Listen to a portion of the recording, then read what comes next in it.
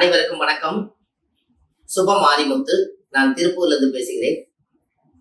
இப்பொழுது மூல நட்சத்திரம் தனுசு ராசியில் பிறந்தவர்களை பற்றி இன்றைக்கு நம்ம இந்த பதிவுல பார்க்க போறோம்.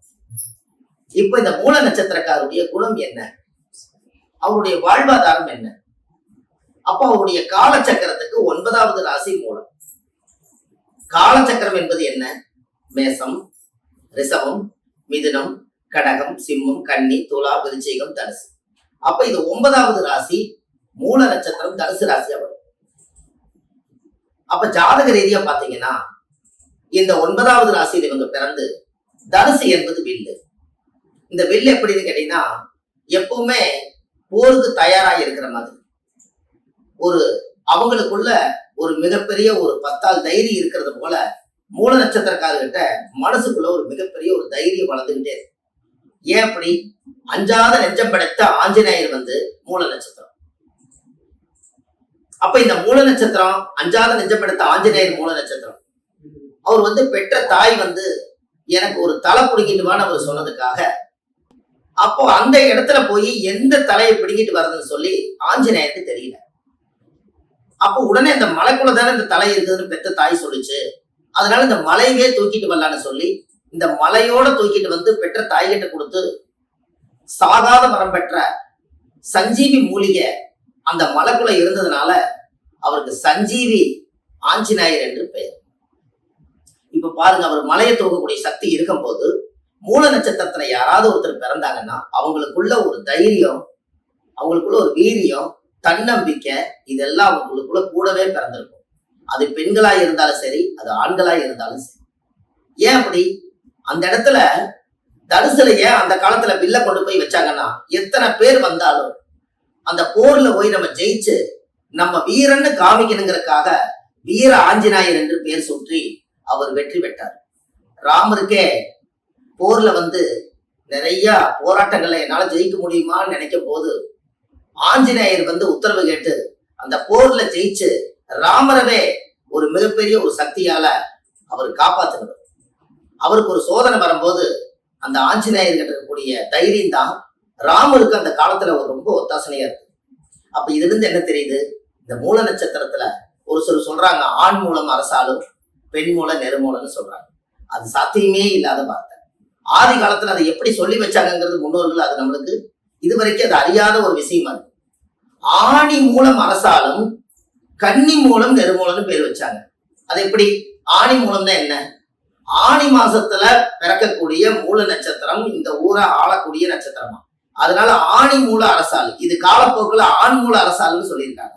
இது மக்கள் எப்படி தெரிஞ்சுக்கணும்னா ஆணி மாசத்துல வரக்கூடிய மூல நட்சத்திரத்துல ஒரு குழந்தை ஆண் பிறந்தாலும் பெண் பிறந்தாலும் அந்த ஏரியாவில் ஒரு கவுன்சிலர், ஒரு எம்எல்ஏ, ஒரு எம்பி, ஒரு மந்திரி, அந்த காலத்துல ராஜா, அதுக்கடுத்து மந்திரி, இப்படி எல்லாம் புகழோடு வாழக்கூடிய ஆணி மூலம் தான் அரசாங்கம். இந்த பெண் மூலம் நெருமூலம்னு ஏன் அப்படி சொன்னாங்கன்னா கன்னியை பெண்ணா பாதித்து வச்சிருக்கறனால பெண் மூலம் நெருமூலம் சொல்லிட்டாங்க. இது சாத்தியமே இல்லை. கன்னி மூலம் நெருமூலம் அப்படின்னு என்ன? கன்னி என்பது எங்க வரும்? ஆணி மாசம், ஆடி மாசம், புரட்டாசி. ஆணி, ஆடி, ஆவணி, அதுக்கடுத்து புரட்டாசி. இந்த புரட்டாசி மாசங்க வரும்போது அந்த இடத்துல கன்னி மாசமா வருது. அப்ப கன்னி மாசத்துல மூல நட்சத்திரத்துல ஒருத்தர் பிறந்தால் அவங்களுக்கு மட்டும் ஜாதகத்தை முறையா பார்த்து திருமணம் செய்யுங்கன்னு சொன்னாங்க. இதுதான் கன்னி மூலம் நெருமூலம்.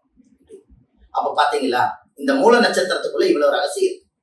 நம்ம எத்தனையோ பெண்களை வீட்டுல வச்சுட்டு மூல நட்சத்திரம், இந்த மூல நட்சத்திரக்கார கல்யாணம் பண்ணா மாமனாருக்கு ஆகாது, இப்படி எல்லாம் சொல்லி எத்தனையோ பெண்களுடைய வாழ்க்கை இன்னைக்கு சீரழிஞ்சு கிடக்குது.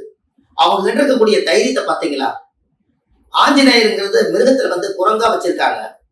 குரங்கு குட்டியை பாத்தீங்கன்னா வயிற்றுல தாவிட்டு அதுவும் சாப்பிட்டுட்டு தன்னுடைய குழந்தைக்கும் குட்டியை கொடுத்து தீனி கொடுத்து அது வளரும் போதே தன்னுடைய குழந்தையும் வளர்த்துக்கிட்டே வரும். அப்ப என்னைக்குமே ஒரு மூல நட்சத்திரக்கார் கல்யாணம் பண்ணி குழந்தை பிறந்துச்சுன்னா அந்த குழந்தைக்காகவாது அவங்க வாழ்க்கையில வாழ்ந்தே தீர்வாங்க. ஏன் அப்படி? அந்த மூல நட்சத்திரம் என்பது எங்க வருது? பெண் நாயா வருது.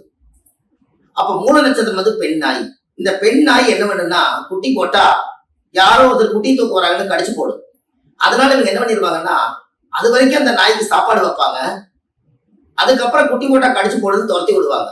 இதை துரத்தி விடும் போது பாத்தீங்கன்னா இந்த குழந்தைகளும் இந்த குட்டிகளும் சேர்ந்து வாயில கவிட்டு போய் ஒரு இடங்கிறது 2 இடம் மாத்தி அந்த குட்டிகளுக்கெல்லாம் பாலை கொடுத்து தன்னுடைய பெத்த பிள்ளைய காப்பாற்றக்கூடிய ஒரே சக்தி 27 நட்சத்திரத்துல மூல நட்சத்திரத்துக்கு மட்டுமே இருக்கு. இத பெண் நாய். அப்ப நினைச்சு பாருங்க. இதே திருவாதிரை நட்சத்திரம் எடுத்தீங்கன்னா அது ஆண் நாயா வரும். இது மூல நட்சத்திரம் என்பது பெண் நாய். அப்போ மூல நட்சத்திரக்காரருடைய வாழ்க்கை எவ்வளவு பிரச்சனை வந்தாலும் அவங்கள கல்யாணம் பண்ணா இந்த தைரியம் கணவனுக்கும் கூட ஒரு தைரியமாகி நம்ம மனைவி இருக்கும் போது எனக்கு என்ன கவலை அப்படிங்கிற அளவுக்கு அந்த வாழ்க்கை கெட்டியா குடிச்சு வாழக்கூடிய ஒரே சக்தி இந்த மூல நட்சத்திரம் தான். அவங்க பாருங்க, சும்மா எங்கேயாவது ரோட்ல போக சொல்லுங்க, கையில ஏதோ ஒரு பைய பிடிச்சுதான் போவாங்க. அவங்க தனியா நடந்தே போக மாட்டாங்க. அதே போலதான் ஒரு குரங்கு ரோட்ல போச்சுன்னா ஏதோ ஒண்ணு கையில வச்சிருக்கு, இல்லாட்டி தன்னோட குழந்தைய வச்சிருக்கும். சும்மாவே இருக்காது இந்த 2 கையும். அது போல எதையும் இறுக்கமாக பிடித்து கொண்டு அந்த ஒரு தைரியத்தோடு இந்த உலகத்துல உண்மையும் நேர்மையோடு வாழக்கூடிய ஒரே சக்தி இந்த மூல நட்சத்திரத்துக்கு உண்டு. இத பெரும்பாலும் இதனுடைய ரகசியங்கள் தெரியாம எதோ பேசி இந்த பெண்ணை கல்யாணம் பண்ணா மாமனார் போயிடுவாரு. மாமனார் போறதுக்கு உண்டான விதி அவர் ஜாதகத்துல இருந்தா போவாரு. இவங்க போய் அவங்களை அடிக்கிற மாதிரி இருந்துச்சுன்னா அவங்க கல்யாணமே அங்க நடக்காது. இது நம்ம தெரிஞ்சுக்கணும் அல்லவா? அப்போ அந்த ஜாதகத்துல நிறைய தெரிஞ்சுக்க வேண்டிய விஷயம் இருக்கா இல்லையா? மூல நட்சத்திரம் மாமனாருக்கு ஆகாதுன்னு சொன்னா அப்ப எத்தனை இந்த உலகத்துல எத்தனை மூல நட்சத்திரத்துல பிறக்கிறாங்க, அத்தனை பேர்த்துக்கும் மாமனார் சரியில்லாம போகுமா அப்படின்னு கேட்டா அந்த ஜாதகத்தினுடைய ரீசன் இன்னைக்கு வரைக்கும் ஒரு சிறப்பான காலகட்டத்தை அதை அனுபவிக்க முடியும். அப்ப கண்டிப்பா உங்களுடைய வாழ்க்கையில பாருங்களேன், இந்த மூல நட்சத்திரத்துக்கு ஒரு அருமையான கோயில் உங்களுக்கு சொல்றேன். இந்த கோயிலுக்கு நீங்க போயிட்டு வந்தீங்கன்னு சொன்னால் உங்களுடைய வாழ்க்கையில மிகப்பெரிய மாற்றம் ஏற்படும். நாமக்கல் மாவட்டத்துல ஆஞ்சநேயர் ரொம்ப உயரமாக ஆதி காலத்துல இருந்து நாமக்கல் பக்கத்துல ஆஞ்சநேயர் கோயில் ஒன்று. அவருக்கு தலை உச்சியில வெண்ணெய் வச்சு வெத்தலை மாலை சாத்தி துளசி மாலை சாத்தி உங்க ஜாதகத்துல பேர் அர்ச்சனை பண்ணி ஒரு முறை உங்களுடைய ஜாதகத்தை கொண்டு போய் ஆஞ்சநேயர் மூல நட்சத்திரத்துல பிறந்ததுனால மூல நட்சத்திரக்காரர் போய் அந்த ஜாதகத்தை கொண்டு போய் பாதத்துல வச்சு எடுத்துட்டு வந்துட்டால் பட்ட தோஷம் எல்லாம் பறந்தோடி போகும். இது இந்த மூல நட்சத்திரத்துக்கு உண்டான இந்த பதிவு. கண்டிப்பா நீங்க இந்த மூல நட்சத்திரத்தை பத்தி நீங்க இந்த பதிவுல பார்த்துட்டு இது உங்களோட போகக்கூடாது. இன்னும் எத்தனையோ பேர் உங்களை மாதிரி மூல நட்சத்திரக்காரர் இருப்பாங்க, அவங்களுக்கு எல்லாத்தையும் ஷேர் பண்ணுங்க. கண்டிப்பா உங்களுடைய வாழ்க்கையில ஒரு நல்ல மாற்றம். உங்களுடைய வாழ்க்கையில இதை விட உங்களுக்கு எதுவுமே இல்லை. இதுதான் மூல நட்சத்திரத்துடைய பிரம்ம ரகசியம். 27 நட்சத்திரத்துல மூலம் என்பது என்ன உங்களுக்கு தெரியுமா? மூலாதாரம் எதுன்னு கேட்கறாங்கல்ல, எவ்வளவு பெரிய கணிதங்கள் பண்ணினாலும் மூலம்ங்கிறத இடத்த வச்சுதான் இந்த உலகத்துக்கே மையத்தை வச்சுதான் இந்த உலகத்துக்கே கணக்கிட்டு இருக்காங்க. அதனாலதான் மூலம்னு பேர் அந்த இடம்.